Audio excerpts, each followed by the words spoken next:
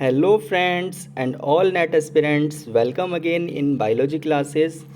और फ्रेंड्स, आज हम आप सभी के लिए लेकर आए हैं ICAR ASRB net agriculture microbiology class third. Friends, आज की क्लास में हम बात करेंगे एप्लीकेशन ऑफ माइक्रोबायोलॉजी पार्ट 2 की।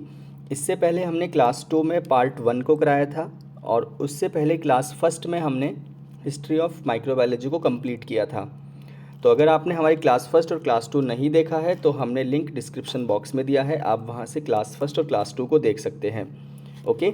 और फ्रेंड्स, जैसे कि हमने आपको बताया था कि हम आपको ICAR नेट की सभी क्लासेस यूट्यूब पर अपने चैनल पर प्रोवाइड करेंगे। अगर आपको कोई भी क्वेरीज़ हो, आपको किसी भी तरह के नोट्स की हेल्प चाहिए, तो आप हमारे कॉन्टैक्ट नंबर पर हमें कॉल कर सकते हैं, व्हाट्सएप मैसेज कर सकते हैं, डायरेक्टली मैं आपको रिप्लाई करूँगा। ओके। इसके बाद बात करते हैं कि आज की क्लास की। तो आज की क्लास में हम एप्लीकेशन ऑफ माइक्रोबायोलॉजी के बचे हुए पोर्शन को कंप्लीट करेंगे। ओके। तो जैसे कि अब हमारी जो न्यू हेडिंग है जिसे हमें स्टडी करना है वो है microbes in environmental microbiology. Means environmental microbiology में माइक्रोब्स कैसा रोल प्ले करते हैं। तो इसमें हम पढ़ेंगे microbes play an important role in recycling. Point याद रखना, रीसाइक्लिंग किसकी? ऑक्सीजन की, नाइट्रोजन की, कार्बन की, सल्फर की एंड फॉस्फोरस की। तो माइक्रोब्स इन सभी की रिसाइक्लिंग में इम्पोर्टेंट रोल प्ले करते हैं। अपने नोट्स प्रिपेयर करते रहें, कोई भी डाउट हो कमेंट बॉक्स में पूछते रहें और अपनी ICAR ASRB नेट की स्टडी को कंटिन्यू करते रहें हमारे चैनल्स के साथ। ओके। इसके बाद oxygen comprises 70% of cell weight. तो सेल के वेट में 70% ऑक्सीजन होता है। ओके। और इसके बाद 21% ऑक्सीजन प्रेजेंट होती है एटमॉस्फेयर में। तो ये भी आ सकता है 20.8। ओके, 20.8 भी आ सकता है। Okay, 1 minute. ओके। इसके बाद बात करते हैं कि 80% ऑक्सीजन, नोट डाउन करना इंपॉर्टेंट पॉइंट है, 80% ऑक्सीजन अनअवेलेबल होती है बायोलॉजिकल ऑर्गेनिज्म के लिए। मींस 80% ऑक्सीजन जो है एनवायरनमेंट में हमारे ऑर्गेनिज्म के लिए अनअवेलेबल होती है। ओके। साइनोबैक्टीरिया, हेटरोट्रॉप्स एंड कीमोलिथोट्रॉप्स इसको यूज़ करते हैं। ये कीमोलिथोट्रॉप्स है। ओके। तो कंटेंट डायरेक्ट याद रखना सारे। इसके बाद water is a product of aerobic process. जो एरोबिक प्रोसेस होती है, वाटर जो है इसका प्रोडक्ट होता है। तो पॉइंट याद रखना, एरोबिक प्रोसेस का प्रोडक्ट होता है वाटर। इसके बाद है 20% of earth carbon is organic compound. तो ये जनरल नॉलेज टाइप क्वेरीज हैं जो आती हैं। तो 20% ऑफ अर्थ कार्बन जो है वो ऑर्गेनिक कंपाउंड होता है। इसके बाद next, less than 1% carbon is in fuel such as petroleum and coal. So 1% से भी कम कार्बन फ्यूल में होती है, यानी कि पेट्रोलियम और कोल। ओके। इसके बाद carbon is presented in the form of CO2। Carbon जो प्रेजेंट होती है वो CO2 की फॉर्म में प्रेजेंट होती है। CO2 is produced during the burning of fossil fuel, यानी कि जब फॉसिल फ्यूल बर्न होते हैं तो तब CO2 प्रोड्यूस होती है। बायोलॉजिकल प्रिपरेशन हो कोई भी तो उसमें भी CO2 प्रोड्यूस होती है। माइक्रोबियल डिकम्पोजिशन मीन्स माइक्रोब्स जब किसी का डिकम्पोजिशन करते हैं तो उसमें भी CO2 रिलीज़ होती है। तो पॉइंट याद रखना, यहाँ पर ये कंटेंट है जिनसे CO2 रिलीज़ होती है: burning of fossil fuel, biological preparation and microbial decomposition. Methane CH4 is generated anaerobically. Point याद रखना, मीथेन जो है एनारोबिकली प्रोड्यूस होता है किससे? CO2 and H2O। और किससे? मैथेनोजेनिक आर्चिया। ओके। जो मिथेनोजेनिक आर्किया होते हैं उससे मीथेन प्रोड्यूस होती है, कैसे? एनारोबिकली। ठीक है, किस किस से? CO2 से और H2O से। इसके बाद 78% नाइट्रोजन प्रेजेंट इन एटमॉस्फेयर। तो एटमॉस्फेयर में 78% नाइट्रोजन होती है, while 9 to 15% present in cell dry weight. तो सेल के ड्राई वेट में कितना अमाउंट नाइट्रोजन का होता है? 9 to 15%। पॉइंट याद रखना स्टूडेंट्स, 78% नाइट्रोजन एनवायरनमेंट में होती है, एटमॉस्फेयर में होती है, और 9 to 15% जो होती है प्रेजेंट होती है किसमें, सेल के ड्राई वेट में। इसके बाद नाइट्रोजन फिक्सिंग बैक्टीरिया रिड्यूस करते हैं नाइट्रोजन गैस को अमोनिया में, जो कि रिक्वायर्ड ज़रूरी होती है प्लांट ग्रोथ के लिए। ओके, तो जो नाइट्रोजन फिक्सिंग बैक्टीरिया हैं ये नाइट्रोजन गैस को अमोनिया में बदल देते हैं, जो कि प्लांट ग्रोथ के लिए ज़रूरी माना जाता है। इसके बाद एरोबिक ऑक्सीडेशन होता है किसका, अमोनिया का, जिससे नाइट्रेट प्रोड्यूस होता है, और नाइट्रेट ही प्लांट की यूज़फुल फॉर्म होती है। याद रखना, प्लांट किसको यूज़ करते हैं, नाइट्रोजन को नाइट्रेट की फॉर्म में यूज़ करते हैं। तो ये याद रखना पॉइंट कि प्लांट हमेशा नाइट्रोजन को नाइट्रेट की फॉर्म में यूज़ करते हैं। Is carried out by nitrifying bacteria Nitrosomonas and नाइट्रोसोकोकस। तो यहाँ पर जो अमोनिया से नाइट्रेट बनाते हैं वो दो बैक्टीरिया हैं, दोनों के नाम आप याद रखना, नाइट्रोसोमोनास, नाइट्रोसोकोकस। ठीक है, तो दोबारा समझ लीजिए एक बार, अमोनिया से जो नाइट्रेट बनता है वो नाइट्रीफाइंग बैक्टीरिया नाइट्रोसोमोनास और नाइट्रोसोकोकस बनाता है। ओके, इसके बाद नेक्स्ट है excessive growth of blue green algae. Blue green algae यानी कि साइनोबैक्टीरिया। ओके, यानी कि साइनोबैक्टीरिया। तो ब्लू ग्रीन एल्गी यानी साइनोबैक्टीरिया जो है, इसकी एक्सेसिव ग्रोथ को कौन कंट्रोल करता है। तो साइनोबैक्टीरिया की एक्सेसिव ग्रोथ को कौन कंट्रोल करता है, स्पेसिफिक वायरस होते हैं LPP1 और AS वायरस। इन दोनों वायरस को साइनोफाज भी कहा जाता है। ठीक है, साइनोफाजिस भी कहा जाता है LPP और AS वायरस, क्योंकि ये वायरस साइनोबैक्टीरिया को इन्फेक्ट करते हैं और उस पर अटैक करके अपनी लाइफ साइकिल को चलाते हैं। तो ब्लू ग्रीन एल्गी को कौन कंट्रोल करता है, LPP और AS वायरस। ओके, इसके बाद bacterial virus bacteriophage help in controlling the size of bacterial population through lysis. तो बैक्टीरियोफेज वो होते हैं जो बैक्टीरियल पॉपुलेशन को लाइसिस के थ्रू कंट्रोल करते हैं, मींस ये बैक्टीरिया पर अटैक करते हैं और अपनी मल्टीप्लिकेशन साइकिल को चलाते हैं। इसके बाद है bacteria play an important role in waste decomposition. Bacteria जो है वो वेस्ट डिकम्पोजिशन में भी इम्पोर्टेंट रोल प्ले करता है।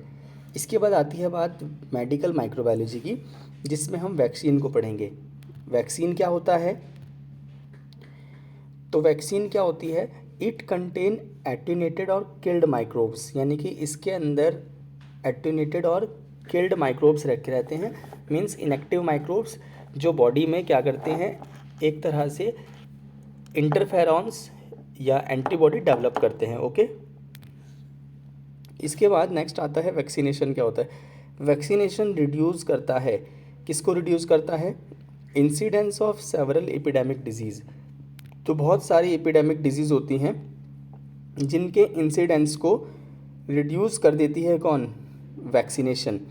तो वैक्सीनेशन में वैक्सीन दी जाती है जिसकी हेल्प से बॉडी में इंटरफेरॉन्स और एंटीबॉडी, ठीक है, अटैक से पहले ही बन जाते हैं, और जब रियल वायरस या रियल बैक्टीरिया कोई आता है तो वो उसको किल कर देती है। तो यही वैक्सीन का काम होता है कि ऑलरेडी बॉडी में एक तरह से एंटीबॉडीज़ और इंटरफेरॉन्स को डेवलप करना क्या कहलाता है, वैक्सीनेशन कहलाता है। ओके, इसके बाद ये एपिडेमिक डिजीज़ के कुछ एग्जांपल हैं। डायरेक्टली एपिडेमिक डिजीज़ के एग्जांपल याद कर लेना, smallpox, diphtheria, whooping cough और poliomyelitis. These are the epidemic disease. Okay, इसके बाद बात करेंगे इंटरफेरॉन्स की। When living cell infected by virus, जब लिविंग सेल वायरस से इन्फेक्ट हो जाती है, इट प्रोड्यूस वायरल प्रोटीन्स, तो ये वायरल प्रोटीन प्रोड्यूस करती है। तो पॉइंट याद रखना, जब लिविंग सेल इन्फेक्ट होती है वायरस से तो ये वायरल प्रोटीन को प्रोड्यूस करती है, जिसे ग्लाइकोप्रोटीन कहते हैं। और इंटरफेरॉन्स का जो एक्शन होता है वो ब्रॉड स्पेक्ट्रम होता है। पॉइंट याद रखना, यही क्वेश्चन आते हैं। इंटरफेरॉन्स हमेशा वायरस के अटैक होने पर प्रोड्यूस होते हैं, ओके, और बैक्टीरिया के अटैक होने पर एंटीबॉडी प्रोड्यूस होते हैं, वायरस के अटैक होने पर इंटरफेरॉन प्रोड्यूस होते हैं बॉडी में। और इंटरफेरॉन्स का जो एक्शन होता है वो ब्रॉड स्पेक्ट्रम होता है, यानी कि एक तरह से ज़्यादा एरिया में वो कवर कर लेती है इन्फेक्शन को। ठीक है, इसके बाद Robert Koch isolated the bacteria tubercle bacillus. Robert Koch ने कौन कौन से बैक्टीरिया को आइसोलेट किया उसके बारे में बताया गया है। रॉबर्ट कॉच ने tubercle bacillus, cholera, typhoid, bacillus diphtheriae, bacillus pneumococcus, staphylococcus, streptococcus, meningococcus, gonococcus, tetanus bacillus, तो इन बैक्टीरिया को आइसोलेट किया था किसने? रॉबर्ट कोच ने। तो ये आपको याद करने हैं, इंपॉर्टेंट है। इसमें दोबारा देख लीजिए, इंपॉर्टेंट ट्यूबरकल बैसिलस ये इंपॉर्टेंट है, ओके। क्लोरा इंपॉर्टेंट है, डिप्थीरी बैसिलस इंपॉर्टेंट है, न्यूमोकोकस इंपॉर्टेंट है, स्टेफाइलोस्ट्रेप्टोकोकस दोनों इंपॉर्टेंट है, और टिटेनस बैसिलस इंपॉर्टेंट है। तो ये वो बैक्टीरिया हैं जो रॉबर्ट कोच ने आइसोलेट किए थे। तो आपको मैंने हर तरीके से बता दिया है, तो आप अच्छे से याद करना। Microbes in agriculture, important function of microbes, organic composting, increase soil fertility, use as bio fertiliser और माइक्रोबियल पेस्टिसाइड्स। तो ये होते हैं एक तरह से use of microbes in agriculture, okay. What is compost? Compost is the major store house of plant nutrients. तो जो कंपोस्ट होता है वो एक तरह से स्टोर हाउस होता है। क्या होता है? स्टोर हाउस होता है कंपोस्ट। किसका स्टोर हाउस? एनपीके का स्टोर हाउस, ठीक है। As well as micro nutrients. तो माइक्रो न्यूट्रिएंट भी और एनपीके भी दोनों मिलते हैं किसमें? कंपोस्ट में, ओके। इसके बाद methane has been produced anaerobically by methanogens. तो जो आपको पहले बताया था कि मीथेन प्रोड्यूस कौन करता है? एनारोबिकली मिथेनोजेंस करते हैं, यानी कि आप इसको याद भी रख सकते हैं। एक बैक्टीरिया है मिथेनोबैक्टीरियम। तो मिथेनोबैक्टीरियम जो है ये मीथेन प्रोड्यूस करता है। राइजोबियम के कुछ एक तरह से स्ट्रेन है, राइजोबियम, ब्रेडीराइजोबियम, एजोराइजोबियम, सीनोराइजोबियम, मीजोराइजोबियम। ये सिम्बायोसिस करते हैं रूट नोड्यूल के साथ, किसकी? लेग्यूमिनस प्लांट की। तो ये डिफरेंट टाइप्स ऑफ राइजोबियम हैं, राइजोबियम, ब्रेडीराइजोबियम, एजोराइजोबियम, सीनोराइजोबियम, मीजोराइजोबियम। तो ये सिम्बायोसिस करते हैं किसके साथ? रूट नोड्यूल के साथ, और किसके? लेग्यूमिनस प्लांट के। इसके बाद है फ्री लिविंग नाइट्रोजन फिक्सर कौन होते हैं? तो दो एग्जाम्पल हैं, Azotobacter and Azospirillum. These are the free living, okay. They do not symbiosis with any other plants or living organism, okay. They are freely found in soil and fix the nitrogen to available of plant, okay. इसके बाद Bacillus thuringiensis, Bacillus papilli, Bacillus sphaericus और Xenoherbatus nematophilus और Xenoherbatus fluorescens are kill a wide range of insect like moth, beetles, mosquito, flies, aphids, ants, termites, midges and butterflies।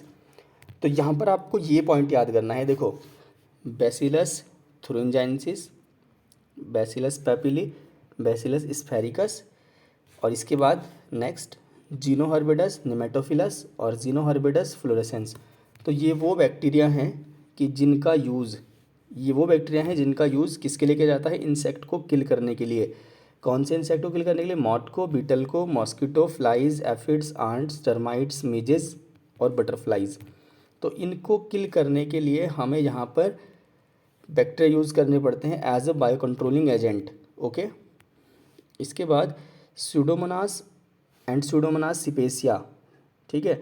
Pseudomonas fluorescens, Pseudomonas alcaligenes, Pseudomonas acidovorans isolated from insect. तो Pseudomonas की इन सभी species को insect से isolate किया गया था। तो याद रखना कि ये वाले सारे बैक्टीरिया इंसेक्ट के अंदर पाए जाते हैं।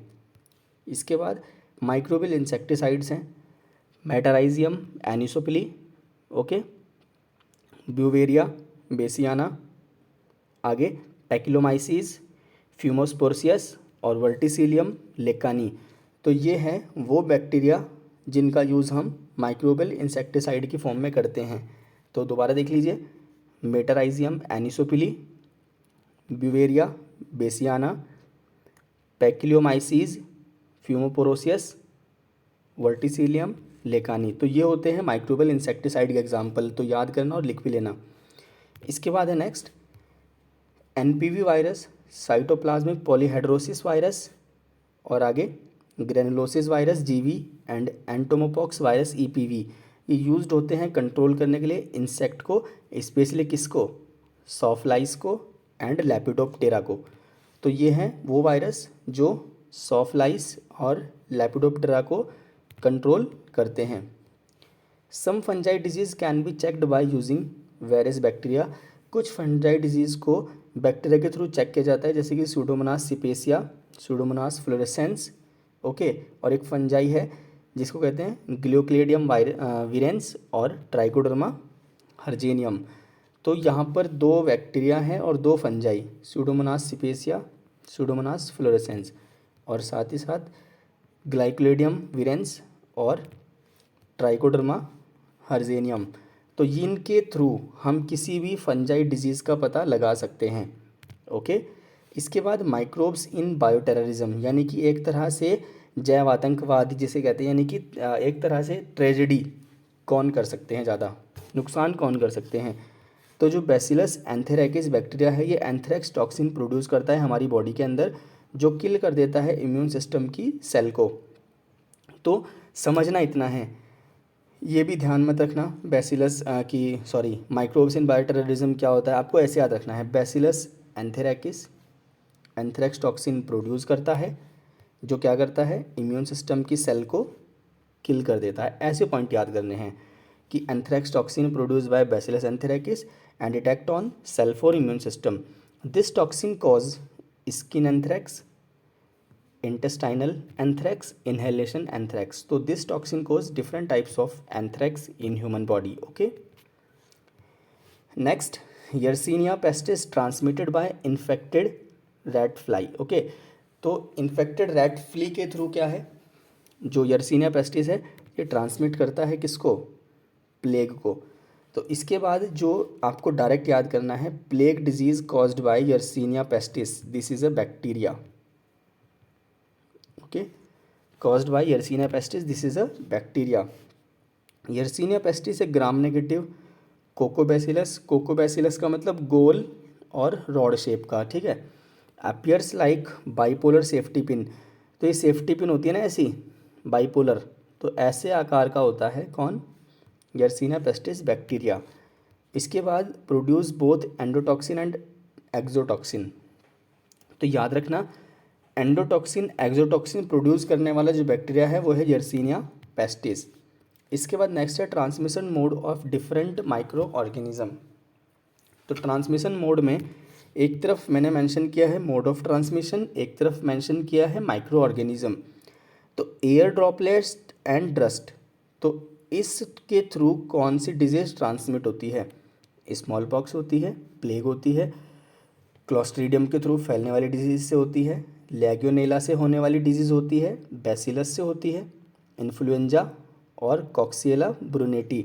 तो इनके थ्रू होने वाली जो डिज़ीज़ है, इन सभी के थ्रू होने वाली जो डिज़ीज़ है वो सारी किसके थ्रू ट्रांसमिट होती है, एयर ड्रॉपलेट्स के और डस्ट के। इसके बाद next food fruit vegetables, Salmonella, Shigella, E coli, Bordetella, hepatitis A, Clostridium. तो इन सब के थ्रू फूड फ्रूट वेजिटेबल्स, इनके थ्रू साल्मोनेला की डिजीज़, सीजेला की डिजीज़, इकोलाई की डिजीज़, बोर्टेला की डिजीज़, हेपेटाइटिस ए की डिजीज़, क्लॉस्ट्रीडियम की डिजीज़ होती है। ड्रिंकिंग वाटर से कौन सी डिजीज़ ट्रांसमिट होती है, विब्रियो कोलेरी की, हेपेटाइटिस ए और ई। तो ये ड्रिंकिंग वाटर के थ्रू ट्रांसफ़र होती है, ट्रांसमिट होती है। बायोलॉजिकल वाटर, एडिस इजिप्टी, यानी कि वाटर के थ्रू कौन सी होती है, डायरेक्ट लिखा है, ठीक है। एडिस इजिप्टी मॉस्किटो बाइट के थ्रू, डेंगू, इबोला, मसबर्ग, रिकेट्सिया। तो आपको मोड ऑफ ट्रांसमिशन याद करना है और साथ ही साथ कौन सी डिजीज़ किस मोड से ट्रांसफ़र होती है, ट्रांसमिट होती है one person to another person, okay. तो यहाँ पर हमने ये transmission mode of different micro organism को फिनिश किया। पूरी वीडियो आपको कैसी लगी, ये क्लास आपके लिए कितनी इंपॉर्टेंट है, तो इसे कमेंट बॉक्स में ज़रूर बताएं। और इसके बाद हम लेकर आएंगे क्लास 4 ICAR ASRB नेट। तो अपने अनाउंसमेंट के अकॉर्डिंग हम आपको ICAR ASRB नेट के सभी क्लासेस अपने चैनल पर ही प्रोवाइड करेंगे। तो आपको अगर वीडियो क्लास अच्छी लगी हो तो लाइक करें, और कमेंट में बताएं कि आपको वीडियो कैसी लगी। कोई डाउट है तो पूछ लें, और अपने फ्रेंड्स जो कि ICAR नेट की तैयारी कर रहे हैं उन्हें ये शेयर करें ताकि उनको भी यहाँ से हेल्प मिल सके। ओके फ्रेंड्स, मिलते हैं नेक्स्ट वीडियो में। Bye bye and take care.